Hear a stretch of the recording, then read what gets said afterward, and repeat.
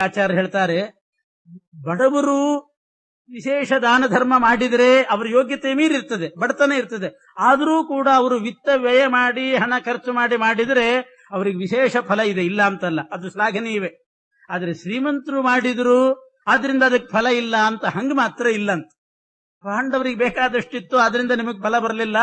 ಆ ಬಡ ಬ್ರಾಹ್ಮಣ ಮಾಡಿದ, ನನ್ನ ಪಾರ್ಶ್ವ ಬಂಗಾರ ಆಯ್ತು ಅಂತ ಹೇಳಿದ್ರೆ ಆ ರೀತಿ ಅರ್ಥ ಅಲ್ಲ ಅಂತ ಆಚಾರ್ಯರು.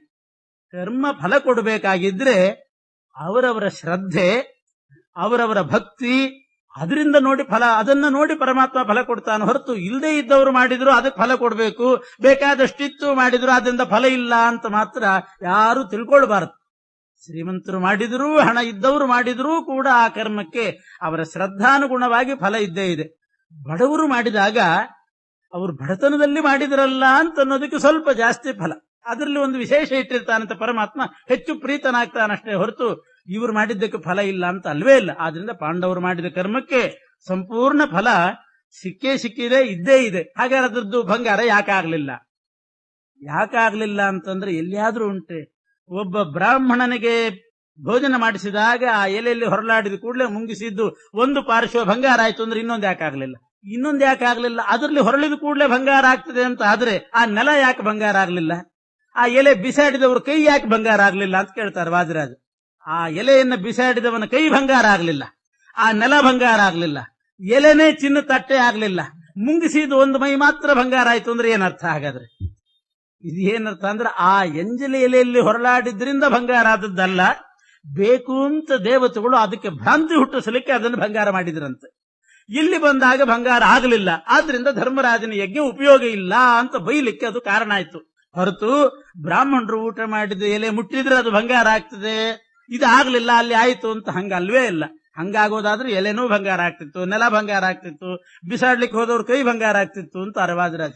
ಹೀಗೆ ಆದ್ರಿಂದ ಕರ್ಮ ಫಲ ಕೊಡಬೇಕಾಗಿದ್ರೆ ಅವರವರ ಶ್ರದ್ಧಾ, ಅವರ ಜ್ಞಾನ, ಎಷ್ಟು ಜ್ಞಾನ ಪುರಸ್ಸರವಾಗಿ ಮಾಡ್ತಾರೆ, ಆ ಕರ್ಮ ಎಷ್ಟು ಶುದ್ಧವಾಗಿರ್ತದೆ ಅನ್ನೋದ್ರ ಮೇಲೆ ಅವಲಂಬಿಸಿರ್ತದೆ ಹೊರತು ಬಡವರು ಮಾಡಿದ್ರೆ ಅದರಿಂದ ಬಂಗಾರ ಆಯ್ತು ಇಲ್ದಿದ್ರಿಲ್ಲ ಅಂತಹದ್ದೆಲ್ಲ ತಿಳ್ಕೊಳ್ಬಾರದು ಅಂತ ನಿರ್ಣಯ ಕೊಡ್ತಾರೆ.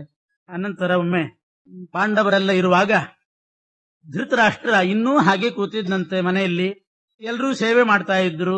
ಭೀಮ ಮಾತ್ರ ಅವನಿಗೆ ಸಹನೆ ಆಗ್ಲಿಲ್ಲ. ಈ ಧೃತರಾಷ್ಟ್ರನಿಗೆ ಇನ್ನೂ ವೈರಾಗ್ಯ ಬಂದಿಲ್ಲಲ್ಲ, 100 ಮಕ್ಕಳನ್ನು ಕಳ್ಕೊಂಡ್ರು ಹಾಗೆ ಕೂತಿದ್ದಾನೆ, ಅವನಿಗೆ ವೈರಾಗ್ಯ ಹುಟ್ಟಿಸ್ಬೇಕು ಅಂತ ಭೀಮಸೇನ ಬೇಕು ಅಂತ ಧೃತರಾಷ್ಟ್ರನಿಗೆ ಕೇಳಿಸೋ ಹಾಗೆ ತನ್ನ ಭುಜವನ್ನ ಆಸ್ಫಾಲನ ಮಾಡಿಕೊಂಡು ಭುಜವನ್ನ ಬಡ್ಕೊಂಡು ಇದೇ ಭುಜದಿಂದ 100 ಮಕ್ಕಳು ಸತ್ತರು, ಈ ಮುದುಕನ 100 ಮಕ್ಕಳು ಸತ್ತರು ಅಂತ ಅವನಿಗೆ ಕೇಳಿಸೋ ಹಂಗೆ ಹೇಳ್ತಿದ್ನಂತೆ. ಈ ಮುದುಕನ ಜರಠಸ್ಯ ಅಂತಾನೆ, ಈ ಮುದಿಯನ 100 ಮಕ್ಕಳು ಸತ್ತದ್ದು ಈ ಭುಜದಿಂದ, ಹಿಂಗೆಲ್ಲ ಹೇಳಿ ದ್ರೌಪದಿಗೂ ಅಷ್ಟು ಹಿಡಿಸ್ತಿದ್ದಿಲ್ಲಂತೆ. ಯಾಕೆ ಹಿಂಗಂತಿದ್ದಾರೆ ಅಂತ ಹಾಗೆ ಆಗ್ತಿತ್ತಂತ. ಯಾಕೆಂದ್ರೆ ಮೊದಲೇ ಮಕ್ಕಳನ್ನು ಕಳ್ಕೊಂಡು ದುಃಖ, ಅದರ ಮೇಲೆ ಈ ರೀತಿ ಚುಚ್ಚುತ್ತಾ ಇದ್ರೆ ಇನ್ನೂ ದುಃಖ ಆಗ್ತದೆ ಅಂತ ದ್ರೌಪದಿ ದೇವಿ ಭಾವನೆ ಲೋಕದೃಷ್ಟಿಯಿಂದ. ಭೀಮನಿಗೆ ವಿರುದ್ಧವಾಗಿದ್ಲು ಅಂತ ತಿಳ್ಕೋಬಾರದು. ಈ ರೀತಿ ಭೀಮಸೇನ ದೇವರು ಹೇಳ್ತಾ ಯಾಕೆ ಹಿಂಗ್ ಮಾಡ್ತಿದ್ರು ಅಂದ್ರೆ ಅನಾದರದ ಇನ್ನೂ ಹೇಳ್ತಿದ್ ಅವನಿಗೆ ವೈರಾಗ್ಯ ಬರಲಿ ಅಂತ, ಆದರೂ ಬರ್ತಿದ್ದಿಲ್ಲಂತ.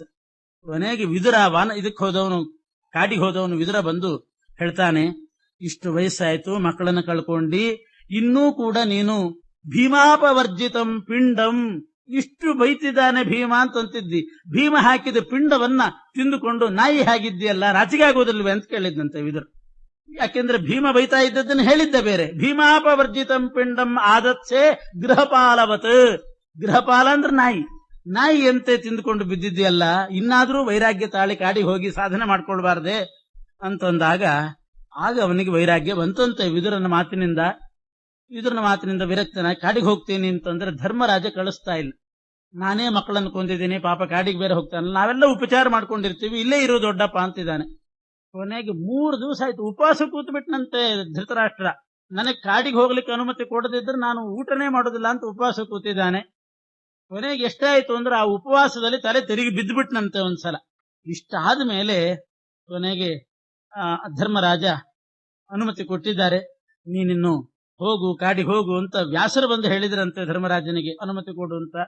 ವ್ಯಾಸರು ಉಪದೇಶ ಮಾಡಿದ ಮೇಲೆ ಧರ್ಮರಾಜ ಧೃತರಾಷ್ಟ್ರನನ್ನ ಕಾಡಿಗೆ ಹೋಗ್ಲಿಕ್ಕೆ ಅನುಮತಿ ಕೊಟ್ಟ. ಕಾಡಿಗೆ ಹೋಗುವಾಗ ಧೃತರಾಷ್ಟ್ರ ಆದ್ರೂ ಒಂದು ವ್ಯಾಮೋಹ, ಮಕ್ಕಳಿಗೆ ಒಂದ್ಸಲ ಶ್ರಾದ್ದ ಮಾಡಿ ಹೋಗೋಣ ಅಂತ.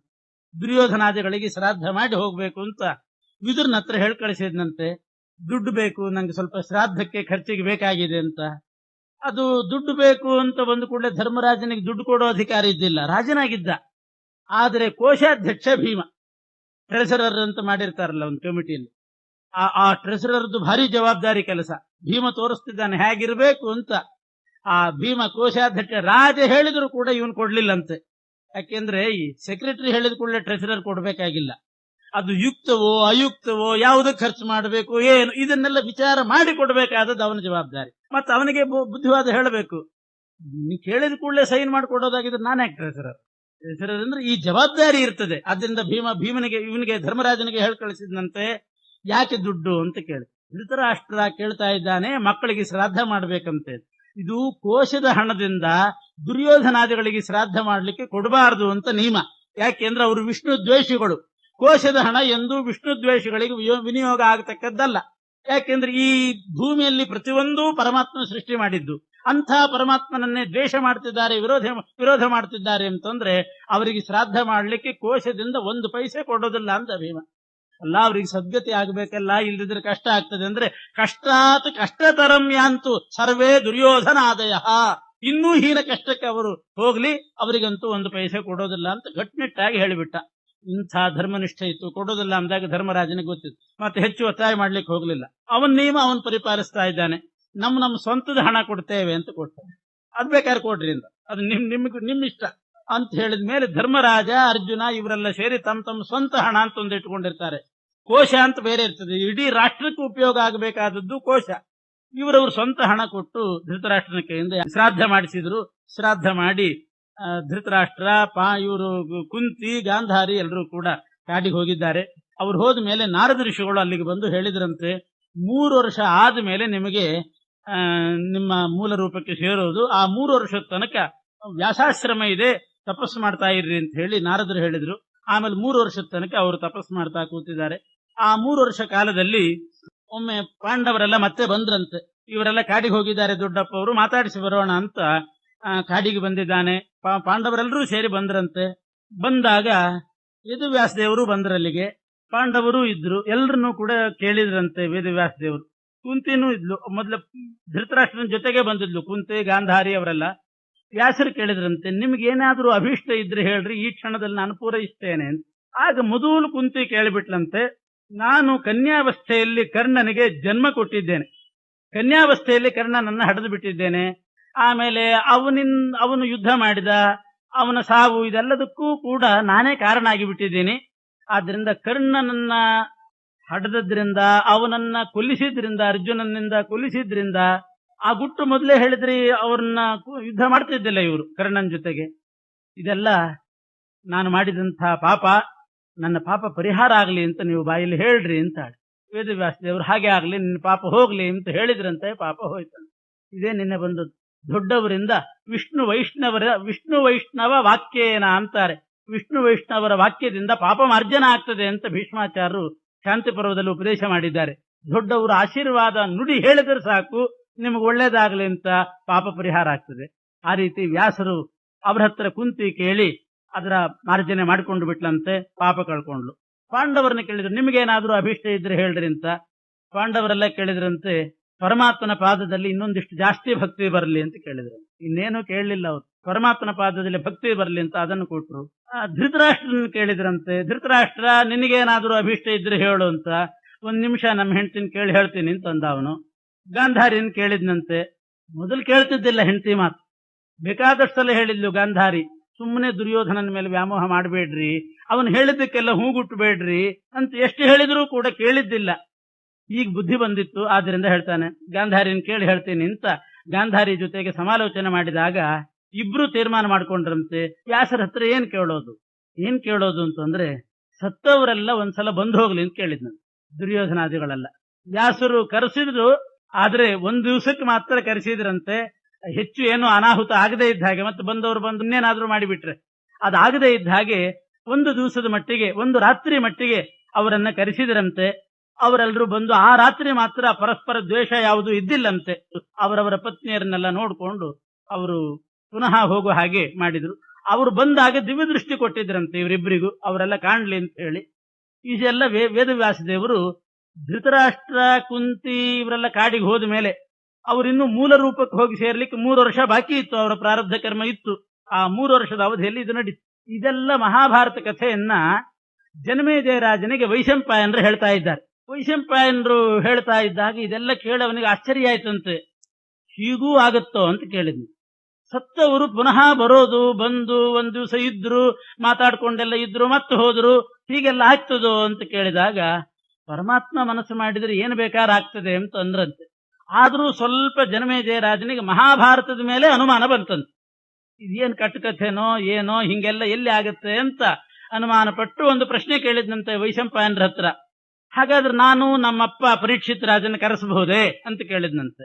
ಪರಮಾತ್ಮ ಮನಸ್ಸು ಮಾಡಿದ್ರೆ ಆಗದೆ ಇರೋದು ಯಾವುದೂ ಇಲ್ಲ ಅಂದ್ರು ವೈಶಂಪಾಯನರು. ಅವ್ರು ಕರೆಸಿದ್ದೆ, ಕಥೆ ಹೇಳಿದವರು ಅವರಷ್ಟೇನೆ.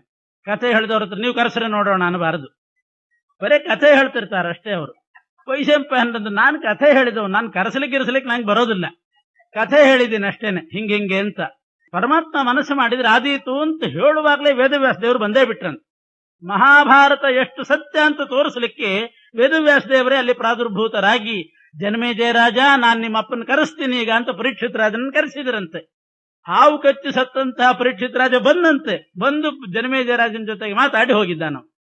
ಆಮೇಲೆ ಜನಮೇಜಯ ರಾಜ ವ್ಯಾಸರ ಕಾಲಿಗೆ ಬಿದ್ದು ನಮಸ್ಕಾರ ಮಾಡಿ ಕ್ಷಮೆ ಕೇಳಿದಂತೆ, ನನ್ನನ್ನು ಕ್ಷಮಾ ಮಾಡ್ರಿ. ಯಾಕೆ ಅಂದ್ರೆ ನೀವು ರಚನೆ ಮಾಡಿದಂತಹ ಮಹಾಭಾರತದ ಮೇಲೆ ಅನುಮಾನ ಪಟ್ಟೆ ನಾನು, ಅದಕ್ಕೋಸ್ಕರ ಕ್ಷಮಾ ಮಾಡ್ರಿ ಅಂತ. ಇನ್ನೆಂದೂ ನಾನು ಇಂಥ ಗ್ರಂಥದ ಮೇಲೆ ಅನುಮಾನ ಪಡೋದಿಲ್ಲ. ಆಗಿನ ಕಾಲದವರ ಶಕ್ತಿ ಹಾಗಿರ್ತದೆ, ಆಗಿನ ಕಾಲದ ಶಕ್ತಿ ಹಾಗಿರ್ತದೆ. ಭಾಗವತದಲ್ಲಿ ಬಂತು 10,000 ಜನ ಹರಿಯಶ್ವ ಅನ್ನೋ ಮಕ್ಕಳು ದಕ್ಷ ಪ್ರಜಾಪತಿಗೆ ಹುಟ್ಟಿದ್ರು ಅಂತಂದ ಕೂಡಲೇ ಈ ಒಳ್ಳೆ ಭಾಗವತ ಅಂತ ಕೆಲವರು ಅಪಹಾಸ ಮಾಡಿದವರು ಇದ್ರು. ಆಗಿನ ಕಾಲದವರಿಗೆ 10,000 ಅಲ್ಲ 20,000 ಮಕ್ಕಳನ್ನು ಹುಟ್ಟಿಸುವಷ್ಟು ಶಕ್ತಿ ಇತ್ತು.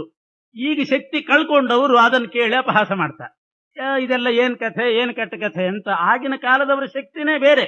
ರಾಮಾಯಣ ಕೇಳಿ ಒಂದು ಕೋತಿ ಅಪಹಾಸ ಮಾಡಿತಂತೆ. ಕಶ್ಯಕ್ತೋ ಜಲಧಿಂ ವಿಲಂಘಿತು ಮಹೋ ಮಿಥ್ಯೈವ ರಾಮಾಯಣಂ ಅಂದ್ಬಿಡ್ತಾನೆ. ಜಗನ್ಮಿಥ್ಯ ಅಂತ ಕೆಲವರು ಹೇಳಿ, ರಾಮಾಯಣನೇ ಮಿಥ್ಯ ಅಂತ. ಯಾಕೆ ಅಂದ್ರೆ ಸುಂದರಕಾಂಡ ತನಕ ಚೆನ್ನಾಗಿ ಕೇಳಿತಂತೆ ಆ ಕೋತಿ. ಸುಂದರಕಾಂಡ ಬರೋ ತನಕ ಆ ಕೋತಿ ಕಥೆ ಕೇಳ್ತು. ಸುಂದರಕಾಂಡ ಬಂದ ಕೂಡಲೇ ಮಿಥ್ಯೈವ ರಾಮಾಯಣಂ ಅಂದ್ಬಿಡ್ತಂತೆ. ಯಾಕೆಂದ್ರೆ ನಮಗೆ ಒಂದು ಮರದಿಂದ ಇನ್ನೊಂದು ಮರಕ್ಕೆ ಹಾರ್ಲಿಕ್ಕೆ ಆಗೋದಿಲ್ಲ. ಯಾವುದೋ ಕೋತಿ 100 ಯೋಜನ ಸಮುದ್ರ ಹಾರಿತಂತೆ, ಎಲ್ಲಾದ್ರೂ ಉಂಟೆ ಮಿಥ್ಯೈವ ರಾಮಾಯಣಂ ಅಂತ. ಹಾಗಾಗಿ ಬಿಟ್ಟಿದೆ ಪರಿಸ್ಥಿತಿ. ಹಿಂದಿನವರ ಶಕ್ತಿ ಏನು ಎಂಥದ್ದು ಅಂತ ಅರಿಯದೇನೆ ತಮ್ಮಂತೆ ಇದ್ರು ಹಿಂದಿನವರು ಅಂತ ಹೋಲಿಸಿ ಅದನ್ನ ಹಿಂದಿನ ಘಟನೆಗಳನ್ನೆಲ್ಲ ಸುಳ್ಳು ಅಂತ ಹೇಳ್ತಕ್ಕಂತಹ ಕಾಲ ಬಂದು ಹೋಗಿದೆ. ಈ ರೀತಿ ಬರಬಾರದು ಅನ್ನೋದಕ್ಕೇನೆ ಜನಮೇಜಯ ರಾಜನಿಗೆ ಹಿಂಗ್ ಪ್ರೇರಣೆ ಆಯಿತು. ಅನುಮಾನ ಪಟ್ಟಿದ್ದ ಪರೀಕ್ಷಿತ್ ರಾಜನನ್ನು ತೋರಿಸಿ ಕಳಿಸಿದ್ರಂತೆ. ಆಮೇಲೆ ಅವನು ಕ್ಷಮೆ ಕೇಳಿದ ಅಂತ ಪ್ರಾಸಂಗಿಕವಾಗಿ ಇದನ್ನು ಕೂಡ ಹೇಳ್ತಾರೆ. ಆಮೇಲೆ 3 ವರ್ಷ ಆದ್ಮೇಲೆ ವ್ಯಾಸರು ಇದನ್ನೆಲ್ಲ ತೋರಿಸಿ ಹೋದ್ರು. 3 ವರ್ಷ ಆದ ಬಳಿಕ ಧೃತರಾಷ್ಟ್ರನ ಮರಣ ಆಗ್ತದೆ. ಧೃತರಾಷ್ಟ್ರ ತಾನೇ ಅಗ್ನಿಯನ್ನ ಸೃಷ್ಟಿ ಮಾಡ್ತಾನೆ, ಒಂದು ಯಾಗ ಮಾಡ್ತಾನಂತೆ. ಆ ಯಾಗದ ಅಗ್ನಿ ಎಲ್ಲಾ ಕಡೆ ಹಬ್ಬಿ ಆ ಕಾಡ್ಗಿಚ್ಚಿನಲ್ಲಿ ಅವರೆಲ್ಲರೂ ದಹನ ಆಗಿ ಹೋಗಿಬಿಡ್ತಾರೆ. ಗಾಂಧಾರಿ ಕುಂತಿಯು ಕೂಡ ಹಾಗೆ ಸುಟ್ಟು ಹೋಗಿಬಿಡ್ತಾರಂತೆ. ವಿದುರ ಅಂತೂ ಈ ಪಾಂಡವರು ಇವರನ್ನು ನೋಡ್ಲಿಕ್ಕೆ ಅಂತ ಬಂದಾಗ ವಿದುರ ಧರ್ಮರಾಜನ ಒಳಗೆ ಪ್ರವೇಶ ಮಾಡಿದನಂತೆ. ಯಾಕೆ ಅಂತಂದ್ರೆ ಅವರಿಬ್ರು ಒಂದೇ, ಯಮದೇವರೇ 2 ರೂಪ ತಾಳಿದ್ರು, ಐಕ್ಯ ಹೊಂದಿದ್ದ ಅವನು.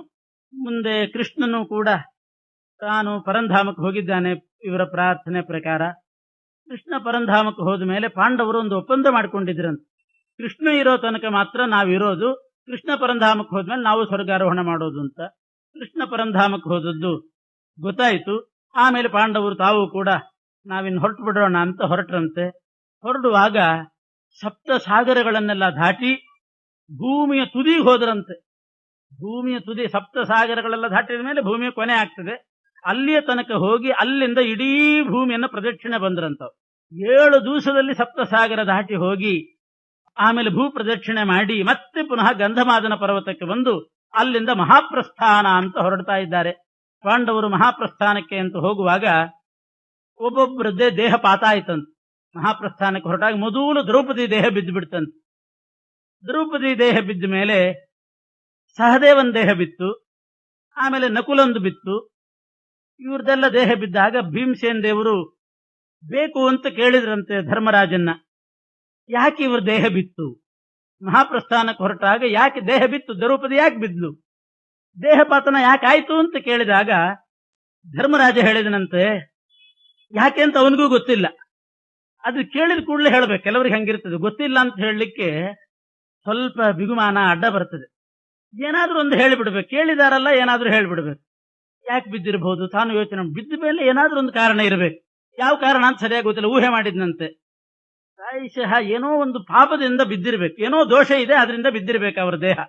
ಮೊದಲು ದ್ರೌಪದಿ ದೇಹ ಬಿತ್ತು. ಯಾಕೆ ಅಂತಂದ್ರೆ ದ್ರೌಪದಿ ದೇವಿ ಭೀಮನ ಮೇಲೆ ಹೆಚ್ಚು ಪಕ್ಷಪಾತ ಮಾಡ್ತಿದ್ಲಂತ. 5 ಮಂದಿನ ಮದುವೆ ಮಾಡಿಕೊಂಡು ಭೀಮನ ಮೇಲೆ ಹೆಚ್ಚು ಪಕ್ಷಪಾತ ಮಾಡ್ತಿದ್ಲು. ಆ ದೋಷದಿಂದ ದ್ರೌಪದಿ ಬಿದ್ಲು ಅಂತ ಅಂದಂತೆ. ಸುಮ್ಮನಿದ್ರು ಭೀಮಸೇನ ದೇವರು. ಸಹದೇವ ಯಾಕೆ ಬಿದ್ದ? ಸಹದೇವ ಯಾಕೆ ಬಿದ್ದ ಅಂದ್ರೆ ನಾನು ನೀತಿಶಾಸ್ತ್ರಜ್ಞ ಅಂತ ತಿಳ್ಕೊಂಡಿದ್ನಂತವನು, ಅದಕ್ಕೋಸ್ಕರ ಅವನು ಬಿದ್ದ. ಅದರಲ್ಲಿ ಸ್ವಲ್ಪ ಸ್ವಲ್ಪ ಅಹಂಕಾರ ಆಗಾಗ್ಗೆ ಬಂದಿತ್ತಂತ ಅವನಿಗೂ ಕೂಡ. ನೀತಿಶಾಸ್ತ್ರಜ್ಞ ಅಂತ ತಿಳ್ಕೊಂಡಿದ್ದ, ಸ್ವಲ್ಪ ಅಹಂಕಾರ ಕದಾಚಿತ್ ಬರ್ತಿತ್ತು, ಅದಕ್ಕೆ ಅವನು ಬಿದ್ದ. ನಕುಲ ಯಾಕೆ ಬಿದ್ದ?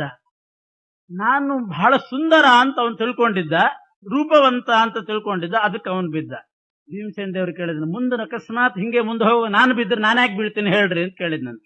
ಅಣ್ಣನ್ನೇ ಕೇಳಿದ, ಅಣ್ಣ ನಾನು ಯಾಕೆ ಬೀಳ್ತೀನಿ, ಅಕಸ್ಮಾತ್ ಈಗ ಎಲ್ಲರೂ ಬಿದ್ರಲ್ಲ, ದ್ರೌಪದಿ ಬಿದ್ದು, ಸಹದೇವ ಬಿದ್ದ, ನಕುಲ ಬಿದ್ದ, ಅರ್ಜುನ ಬಿದ್ದ, ಮತ್ತೆ ಮುಂದೆ ಅದೊಂದು ಅರ್ಜುನ ಬಿದ್ದ. ಅರ್ಜುನನ ದೇಹಪಾತ ಆಯ್ತು. ಅರ್ಜುನ ಯಾಕೆ ಬಿದ್ದ ಅಂತ ಕೇಳಿದ್ರೆ, ಅರ್ಜುನ ತಾನು ಒಳ್ಳೆ ಅಸ್ತ್ರಜ್ಞಾನಿ ಎನ್ನುವಂಥ ಇದು ಅವನಿಗೆ ಭಾವನೆ ಇತ್ತಂತೆ, ಅದಕ್ಕೆ ಬಿದ್ದ. ಸರಿ, ಮುಂದೆ ನಾನು ಬಿದ್ದರೆ ಯಾಕೆ ಬೀಳ್ತೀನಿ ಅಂದ್ರೆ, ನೀನು ಅತೀ ತಿಂತಾ ಇರ್ತಿದ್ದಿ, ಹೊಟ್ಟೆ ಬಾಕ ನೀನು, ಅದಕ್ಕೋಸ್ಕರ ಬೀಳ್ತೀನಿ, ನೀನು ಬಿದ್ರೆ ಅದು ಕಾರಣ ಆಗಿರ್ತದೆ ಅಂತ ಹೇಳಿದ್ರಂತೆ. ಸುಮ್ಮನಾಗ್ಬಿಟ್ಟ. ನೀನ್ ಯಾಕೆ ಬೀಳ್ತೀನಿ ಅಂತ ಕೇಳಲಿಲ್ಲ. ಅಕಸ್ಮಾತ್ ನೀನು ಬಿದ್ರೆ ಯಾಕೆ ಅಂತ ಧರ್ಮರಾಜನ್ ಕೇಳಲಿಕ್ಕೆ ಹೋಗ್ಲಿ. ಅವನು ಹೇಳಲೂ ಇಲ್ಲ, ನಾನು ಬಿದ್ರೆ ಯಾಕೆ ಬೀಳ್ತೀನಿ ಅಂತ ಅವನು ಹೇಳಲಿಲ್ಲ. ಅಂತೂ ಬಿದ್ದವರಿಗೆಲ್ಲ ಒಂದೊಂದು ಕಾರಣ ಹೇಳಿಬಿಟ್ಟ. ಇದು ಹೌದು, ಮಹಾಭಾರತದಲ್ಲಿ ಹೀಗಿದೆ. ಆಚಾರ್ಯರು ಇದಕ್ಕೆ ನಿರ್ಣಯ ಕೊಡ್ತಾರೆ. ದ್ರೌಪದಿ ದೇವಿ ಭೀಮನ ಮೇಲೆ ಪಕ್ಷಪಾತ ಮಾಡ್ತಿದ್ಲು ಅಂದ್ರೆ ಮಾಡ್ತಿದ್ಲು, ಪಕ್ಷಪಾತ ಮಾಡ್ಬೇಕಾದ್ದೆ. ತಾರತಮ್ಯ ಇರೋದೇ ನಮ್ಮಲ್ಲಿ ಸಿದ್ಧಾಂತ. 5 ಮಂದಿ ಗಂಡಂದ್ರಲ್ಲಿ ದೊಡ್ಡವರು ಯಾರು? ಭೀಮಸೇನ ದೇವರೇ. ವಾಯುದೇವರಾದ್ರಿಂದ ಭೀಮಸೇನ ದೇವರೇ. ಆದ್ರೆ ಮತ್ತೆ ಹೆಚ್ಚು ಪಕ್ಷಪಾತ ಮಾಡಬೇಕಾದದ್ದೇ. ಭೀಮನನ್ನು ಬಿಟ್ರೆ ಅರ್ಜುನನಲ್ಲೂ ಮಾಡಬೇಕಾದ್ದೆ. ಯಾಕೆ ಭೀಮನ್ನು ಬಿಟ್ರೆ ಉಳಿದವರಲ್ಲಿ ದೊಡ್ಡವರು ಯಾರು? ಧರ್ಮರಾಜ ಅಲ್ಲ, ಅರ್ಜುನನೇ. 8ನೇ ಕಕ್ಷೆ, ಇಂದ್ರಾಂಶ ಸಂಭೂತ. ಧರ್ಮರಾಜ ಯುಧಿಷ್ಠಿರ, ಅವನು ಯಮನ ಅವತಾರ, 12ನೇ ಕಕ್ಷೆ. ಆದ್ರಿಂದ ಭೀಮನ್ ಬಿಟ್ರೆ ಅರ್ಜುನನಲ್ಲಿ ಪಕ್ಷಪಾತ ಮಾಡಬೇಕಾದ್ದೆ. ದೋಷ ಏನದು? ಶರೀರ ಪಾತಕ ದೋಷ ಏನು? ಆದ್ರಿಂದ ದ್ರೌಪದಿ ದೇವಿಯಲ್ಲಿ ಏನೂ ದೋಷ ಇಲ್ಲ. ಸಹದೇವ ನಾನು ನೀತಿಶಾಸ್ತ್ರಜ್ಞ ಅಂತ ತಿಳ್ಕೊಂಡಿದ್ದ, ತಪ್ಪೇನು? ನಿಮ್ದೇನ್ ಕ್ವಾಲಿಫಿಕೇಶನ್ ಅಂತ ಕೇಳಿದ್ರೆ ಹೇಳ್ಕೊಳ್ತಾರೆ, ಅದರಲ್ಲಿ ತಪ್ಪೇನು ಬಂತು? ಅಹಂಕಾರ ಅಂತ ಅರ್ಥನ ಅದು. ಆದ್ರಿಂದ ನೀತಿಶಾಸ್ತ್ರಜ್ಞನಾಗಿದ್ದ ಹೇಳ್ಕೊಂಡ, ಯಥಾರ್ಥ ವಿಜ್ಞಾನ ಅದು ಹೊರತು ಅದೇನಲ್ಲ. ಅಲ್ಲ, ಕದಾಚಿತ್ ಅಹಂಕಾರ ಬಂದಿತ್ತಲ್ಲ ಅಂದ್ರೆ, ನಾನು ನೀತಿಶಾಸ್ತ್ರಜ್ಞ ಅಂತ ಅಹಂಕಾರ ಏನಾದರೂ ಪಟ್ಟಿದ್ರೆ ಅದು ದೇಹಪಾತಕ್ಕೆ ಕಾರಣ ಅಲ್ಲ, ಅದು ಮೋಕ್ಷದಲ್ಲಿ ಆನಂದ ಸ್ವಲ್ಪ ಹ್ರಾಸ ಆಗ್ಲಿಕ್ಕೆ ಕಾರಣ ಆದೀತೆ ಹೊರತು ದೇಹ ಬೀಳ್ಲಿಕ್ಕೆ ಅದು ಕಾರಣ ಅಲ್ಲ. ಒಂದು ವೇಳೆ ಅಹಂಕಾರ ಪಡೆದೇ ಇದ್ದವ್ರ ದೇಹನೂ ಬಿದ್ದೇ ಬಿಡ್ತದೆ.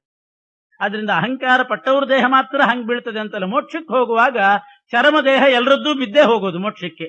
ಅವ್ರ ದೋಷ ಇರ್ತದೆ ಏನಾಗ, ಯಾವ ದೋಷವೂ ಇರೋದಿಲ್ಲ, ಮೋಕ್ಷಕ್ಕೆ ತಯಾರಾಗಿರ್ತಾರೆ. ಆದ್ರೆ ಈ ಭೌತಿಕ ದೇಹ ಬೀಳಲೇಬೇಕು. ಇವರೆಲ್ಲ ಸ್ವೇಚ್ಛೆಯಿಂದ ಬಿಟ್ಟಿದ್ದಾರೆ ಅಂತ ಆಚಾರ.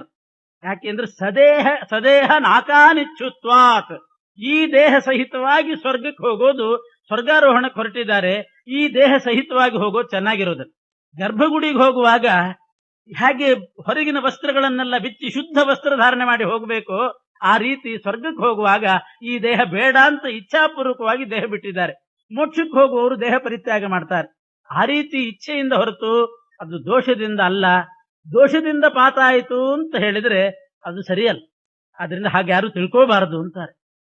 ಇನ್ನು ಅರ್ಜುನ ಅವನು ಅಸ್ತ್ರಜ್ಞನೇ ಆಗಿದ್ದ, ಅದರಲ್ಲೇನು ತಪ್ಪಿಲ್ಲ. ಭೀಮಸೇನ ಹೊಟ್ಟೆ ಬಾಕ ಅನ್ನೋದಕ್ಕೆ ಆಚಾರ್ಯಗಳು, ಹೊಟ್ಟೆ ಬಾಕ ಏನು ಬಂತು? 14 ಲೋಕ ತಿಂದ್ರೂ ಕೂಡ ಭೀಮನ ಸಾಮರ್ಥ್ಯಕ್ಕೆ ಅದು ಕಡಿಮೆ. ಹೆಚ್ಚು ಸಾಮರ್ಥ್ಯ ಇದ್ದವ್ರು ಹೆಚ್ಚು ತಿಂತಾರೆ, ಅದು ದೋಷ ಅಲ್ಲ. ಯಾರಿಗೆ ಹೆಚ್ಚು ತಿನ್ಲಿಕ್ಕೆ ಬರೋದಿಲ್ಲ ಅವ್ರದ್ದು ದೋಷ. ಜಾಸ್ತಿ ಊಟ ಮಾಡ್ಲಿಕ್ಕೆ ಬರೋದಿಲ್ಲ ಅಂತಂದ್ರೆ ಅಗ್ನಿ ಮಾಂದ್ಯ ಇದೆ ಅಂತ ಅರ್ಥ.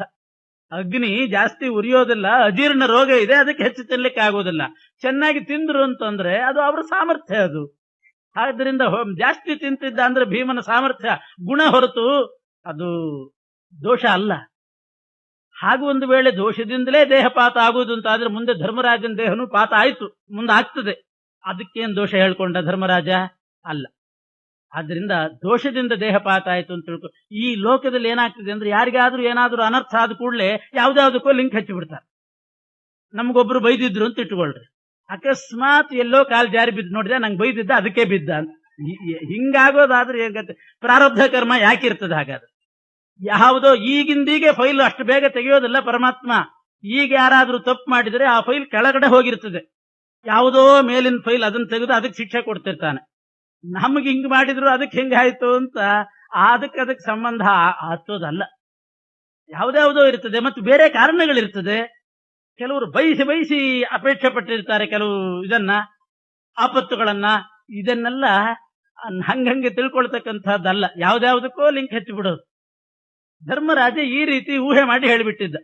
ಮತ್ತೆ ಯಾಕೆ ಭೀಮಸೇನ ದೇವ್ರು ಕೇಳಲಿಕ್ಕೆ ಯಾಕೆ ಹೋದ್ರು ಅಂತ ಪ್ರಶ್ನೆ. ಇಷ್ಟೆಲ್ಲ ಹೇಳ್ತಾನೆ ಅಂತ ಆದ್ಮೇಲೆ ಯಾಕೆ ಕೇಳಬೇಕಾಗಿತ್ತು ಭೀಮಸೇನ ದೇವ್ರು? ಅವ್ರಿಗೆ ಗೊತ್ತಿಲ್ಲದೆ ಇದ್ದದ್ದು ಏನಿದೆ ಅಂದ್ರೆ ಅದರಲ್ಲೊಂದು ಧರ್ಮ ರಹಸ್ಯ. ಯಾರಾದ್ರೂ ಸತ್ತಾಗ ಅವರಲ್ಲಿರ್ತಕ್ಕಂಥ ದೋಷವನ್ನ ಯಾರು ಹೇಳ್ತಾರೋ ಇವ್ರದ್ದು ಅವ್ರಿಗೇನಾದ್ರೂ ಋಣ ಇತ್ತು ಅಂತಾದ್ರೆ ಆ ಋಣ ಪರಿಹಾರ ಆಗ್ತದೆ. ಋಣಾನ್ಯುನ್ಮುಚ್ಯ ದೋಷೋಕ್ತ್ಯ. ಧರ್ಮರಾಜ ಅವರದ್ದೆಲ್ಲ ದೋಷ ಹೇಳಿದಾಗ ಅವನು ಇಂಥ ದೋಷದಿಂದ ಇವ್ರು ಬಿದ್ರು ಅಂತ ಹೇಳಿಬಿಟ್ರೆ ಧರ್ಮರಾಜನ ಋಣ ಇರ್ತದಲ್ಲ, ಆ ಋಣ ಪರಿಹಾರ ಆಗ್ತದೆ ಅವರಿಗೆ, ಸತ್ತವರಿಗೆ. ಅದಕ್ಕೋಸ್ಕರ ಸತ್ತವರನ್ನು ಬೈಬೇಕಂತ. ಇವನ್ ಇದಕ್ಕೆ ಸತ್ತ ಅಂತ ಒಂದೆರಡು ಮಾತು ಬೈಬೇಕಂತ. ಬೈದ್ರೆ ಯಾರು ಬೈತಾರೋ ಇವರ ಋಣ ಅವರಿಗಿದ್ದದ್ದು ಹೋಗಿಬಿಡ್ತದಂತ. ಶ್ರಾದ್ದ ಮಾಡಿದ್ರೂ ಋಣ ಪರಿಹಾರ ಆಗ್ತದೆ. ಧೃತರಾಷ್ಟ್ರ ಕಾಡಿ ಹೊರಡುವಾಗ ಶ್ರಾದ್ದ ಮಾಡ್ಲಿಕ್ಕೆ ಇಚ್ಛೆ ಪಟ್ಟದ್ದು ಅದೂ ಒಂದು ಕಾರಣ. ಏನು ಅಂತಂದ್ರೆ ಮತ್ತೆ ಮುಂದಿನ ಜನ್ಮದಲ್ಲಿ ಆ ಋಣ ಪರಿಹಾರ ಆಗದೆ ಇದ್ರೆ ಯಾರು ಸತ್ತವರದ್ದು ಈ ಬದುಕಿರ್ತಾರಲ್ಲ ಇವರ ಋಣ ಅವ್ರಿಗೆ ಹೋಗ್ಬೇಕಂತೆ. ಆ ಋಣ ಸತ್ತವರಲ್ಲಿ ಹಂಗೆ ಉಳಿದಿತ್ತು, ಆ ಋಣಶೇಷ ಉಳಿದಿತ್ತು ಅಂತಂದ್ರೆ ಆ ಋಣ ಇರೋದ್ರಿಂದ ಮತ್ತಿವರಿಗೆ ಬಂಧುಗಳಾಗಿ ಹುಟ್ಟುಬಿಡ್ತಾರಂತವ್ರು. ಋಣ ಇದ್ರೆ ಇವರಿಗೆ ಬಂಧುಗಳಾಗಿ ಹುಡ್ತಾರಂತೆ. ಅದರಿಂದ ಕೆಟ್ಟವರು ಯಾವಾಗಾದ್ರೂ ಸತ್ರೆ ಮೊದಲು ಧರ್ಮೋದಕ ಕೊಟ್ಟು ಋಣ ಪರಿಹಾರ ಮಾಡ್ಕೋಬೇಕು. ಇಲ್ಲ ಅಂದ್ರೆ ಮತ್ತವ್ರು ಇವರು ಸಂಬಂಧಿಕರಾಗಿ ಹುಟ್ಟವ್ರೆ, ಋಣ ಇರ್ತದೆ ಅವರಿಗೆ. ಅದಕ್ಕೆ ಧೃತರಾಷ್ಟ್ರ ಈ ದುರ್ಯೋಧನ ಈ ಜನ್ಮಕ್ಕೆ ಹುಟ್ಟಿದಾನೆ ಸಾಕು, ಇನ್ನೊಂದು ಜನ್ಮಕ್ಕೆ ಇಂಥವನ್ನ ಕಲಿ ನನಗೆ ಮಗನಾಗಿ ಹುಟ್ಟೋದು ಬಾರ್ದು ಅಂತ ಅದಕ್ಕೆ ಶ್ರಾದ್ದ ಮಾಡ್ಲಿಕ್ಕೆ ಹೊರಟನಂತೆ ಋಣ ಪರಿಹಾರಕ್ಕೆ. ಇವರಿಗೂ ಕೂಡ ಧರ್ಮರಾಜನ ಋಣ ಕಳೆದು ಹೋಗಿಬಿಡ್ಲಿ ಅಂತ ಭೀಮಸೇನ ದೇವರು ಬೇಕು ಅಂತ ಕೇಳಿ ದೋಷ ಹೇಳಿಸಿದ್ರಂತೆ. ಹೀಗೆ ಭೀಮಸೇನ ಹೇಳಿದ್ದು ಅದು ಉದ್ದೇಶ ಅಂತ ನಿರೂಪಣೆ ಮಾಡಿದ್ದಾರೆ. ಮುಂದೆ ಇವರೆಲ್ಲ ದೇಹಪಾತ ಆಯ್ತು. ಸ್ವಲ್ಪ ಹೋದ್ಮೇಲೆ ಭೀಮಂದು ಹಾಗೆ ಆಯ್ತು. ಧರ್ಮರಾಜ ಒಬ್ಬನೇ ಹೋಗ್ತಾ ಇದ್ದಂತ. ಆಮೇಲೆ ತಾರತಮ್ಯ ಪ್ರಕಾರ ಆಯ್ತು. ತಾರತಮ್ಯ ಪ್ರಕಾರ ಈ ರೀತಿ ದೇಹಪಾತ ಆಗಿ ಧರ್ಮರಾಜ ಒಬ್ಬನೇ ಹೋಗುವಾಗ ಅವನಿಗೊಂದು ದೇವತೆಗಳಿಂದ ಒಂದು ರಥನೇ ಬಂದ್ಬಿಡ್ತಂತೆ ಸ್ವರ್ಗಕ್ಕೆ ಕರ್ಕೊಂಡು ಹೋಗ್ಲಿಕ್ಕೆ. ಅದೇ ದೇಹ, ಇನ್ನು ದೇಹಪಾತ ಆಗಿಲ್ಲ, ರಥ ಬಂತು. ಧರ್ಮರಾಜ ರಥದಲ್ಲಿ ಕೂಡು ಅಂತ ದೇವದೂತ ಹೇಳಿದ್ನಂತೆ. ಕೂಡು ಅಂತ ಹೇಳುವಾಗ ಇವನು ಪಕ್ಕದಲ್ಲಿ ನಾಯಿ ಬರ್ತಿತ್ತಂತೆ. ಅಷ್ಟು ದೂರ ಹೋಗುವಾಗ್ಲೂ ಒಂದು ನಾಯಿ ಜೊತೆಗಿದ್ದೇ ಇತ್ತಂತೆ. ಯಾವುದೋ ನಾಯಿ ಹಿಂಬಾಲಿಸ್ತಿತ್ತು. 7 ಹೆಜ್ಜೆ ಹಿಂಬಾಲಿಸಿದ್ದಕ್ಕೆ ನಾಯಿ ಮೇಲೆ ಪ್ರೀತಿ ಬಂದ್ಬಿಟ್ಟಿತ್ತಂತೆ ಧರ್ಮರಾಜನಿಗೆ. ಆ ರಥ ಬಂದಾಗ ಕೂಡು ಅಂತ ಅಂದ್ಕೊಳ್ಳೆ ನಾಯಿಯನ್ನು ಕರ್ಕೊಂಡು ಕೂಡಿಸ್ಲಿಕ್ಕೆ ಹೋದ್ನಂತೆ. ದೇವದೂತ ಹೇಳ್ತಾನೆ, ಇಲ್ಲಿ ನಾಯಿಗಳಿಗೆ ಪ್ರವೇಶ ಇಲ್ಲ ರಥದಲ್ಲಿ, ನೀನ್ ಮಾತ್ರ ಕೂಡ್ಬೇಕು ಅಂತ. ಕೆಲವು ಕಡೆ ಹಾಕಿರ್ತಾರೆ ನಾಯಿಗಳನ್ನು ತರಬಾರ್ದು ಬಸ್ನಲ್ಲಿ ಅಂತ. ಹಂಗೆ ಈ ರಥದಲ್ಲಿ ನಾಯಿಗಳಿಗೆ ಪ್ರವೇಶ ಇಲ್ಲ, ನೀನ್ ಮಾತ್ರ ಕೂಡು ಅಂತ. ಅಯ್ಯೋ, ಇದು ನನ್ನನ್ನು ಪಾಪ ಹಿಂಬಾಲಿಸ್ತು, ಏನ್ ಕಷ್ಟ ಇದೆಯೋ ಏನೋ, ಅಲ್ಲಿಂದ ನನ್ನನ್ನೇ ಹಿಂಬಾಲಿಸ್ಕೊಂಡು ಬಂತು, ಇದನ್ನ ಹೆಂಗ್ ಬಿಟ್ಟು ಬರ್ಲಿ ನಾನು ಅಂತಂದಂತೆ. ಹೆಂಗ್ ಬಿಟ್ಟು ಬರ್ಲಿ ಅಂದ್ರೆ ಅದ್ರ ಪಾಟಿಗೆ ಅದಿರ್ತದೆ, ನಿನ್ ಪಾಟಿಗೆ ನೀ ಏರು ಅಂತಂದ್ರೆ, ಇಲ್ಲ ಅದ್ರ ಮೇಲೆ ಅದನ್ನ ಬಿಟ್ಟು ಬರ್ಲಾರೆ, ನಾನು ನನ್ನನ್ನು ನಂಬಿಕೊಂಡು ನನ್ನ ಹಿಂದೆ ಹೆಜ್ಜೆ ಹಾಕಿದೆ, ಆದ್ರಿಂದ ನೀನ್ ಪರ್ಮಿಷನ್ ಕೊಟ್ರೆ ಅದನ್ನ ಏರಿಸ್ಕೊಂಡು ಬರ್ತೀನಿ. ನಾಯಿಗೆ ಪರ್ಮಿಷನ್ ಇಲ್ಲ ಅಂದ್ರೆ ನಾನೂ ಬರೋದಿಲ್ಲ ಅಂದ್ಬಿಟ್ಟು ನಾನು. ಧರ್ಮರಾಜ ಈ ಮಾತಾಡಿ, ನಾನೂ ಬರೋದಿಲ್ಲ, ನಿನ್ ಸ್ವರ್ಗಕ್ಕೆ ಹೋಗು ಅಂತ. ಇಷ್ಟು ಹೇಳಿದ ಕೂಡಲೇ ಆ ನಾಯಿ ಹೋಯ್ತು. ಅಲ್ಲಿ ಸಾಕ್ಷಾತ್ ಧರ್ಮದೇವತೆ ಯಮದೇವರು ಪ್ರತ್ಯಕ್ಷರಾದನಂತೆ. ಯಮದೇವರು ಪ್ರತ್ಯಕ್ಷರಾಗಿ ಹೇಳ್ತಾರೆ, ಧರ್ಮರಾಜ, ನಾನ್ ನಾಯಿ ಅಲ್ಲ, ನಿನ್ನದೇ ಮೂಲ ರೂಪ ನಾನು, ಯಮರೂಪ ನಂದು. ನಾಯಿಯಾಗಿ ನಾನು ಹಿಂಬಾಲಿಸಿದೆ, ಯಾಕೆಂದ್ರೆ ನಿನ್ನ ದಯಾಪರತೆ ಎಷ್ಟಿದೆ ಅಂತ ಪರೀಕ್ಷೆ ಮಾಡಬೇಕಾಗಿತ್ತು, ನಿನ್ನ ದಯಾಳುತ್ವ ನನಗೆ ಗೊತ್ತಾಯ್ತು ಅಂತಾನೆ. ಇಷ್ಟು ದಯೆ ಅವನಿಗೆ.